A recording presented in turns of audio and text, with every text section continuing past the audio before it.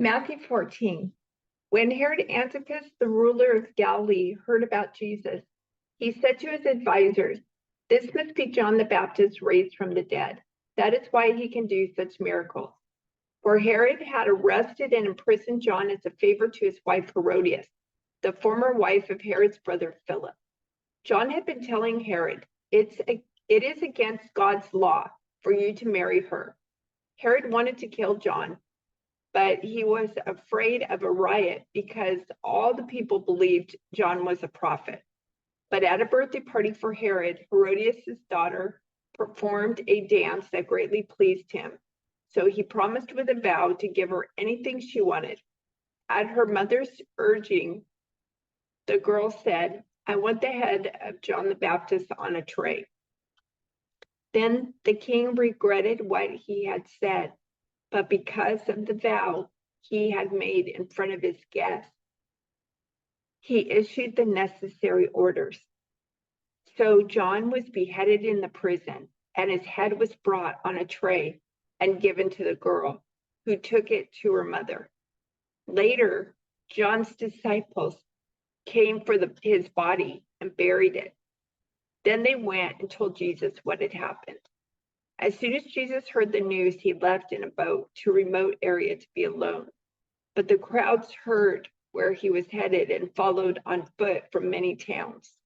Jesus saw the huge crowd as he stepped from the boat, and he had compassion on them and healed their sick. That evening, the disciples came to him and said, "This is a remote place, and it's already getting late. Send the crowds away so they can go to the villages and buy food for themselves." But Jesus said, "That isn't necessary. You feed them." "But we have only 5 loaves of bread and 2 fish," they answered. "Bring them here," he said. Then he told the people to sit down on the grass. Jesus took the 5 loaves and 2 fish, looked up toward heaven and blessed them. Then breaking the loaves into pieces, he gave the bread to the disciples, who distributed it to the people. They all ate as much as they wanted, and afterward, the disciples picked up 12 baskets of leftovers. About 5,000 men were fed that day, in addition to all the women and children. Immediately after this, Jesus insisted that his disciples get back into the boat and cross to the other side of the lake while he sent the people home. After sending them home, he went up into the hills by himself to pray. Night fell while he was there alone.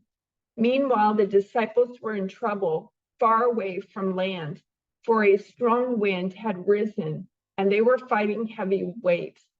About 3 o'clock in the morning, Jesus came toward them walking on the water. When the disciples saw him walking on the water, they were terrified.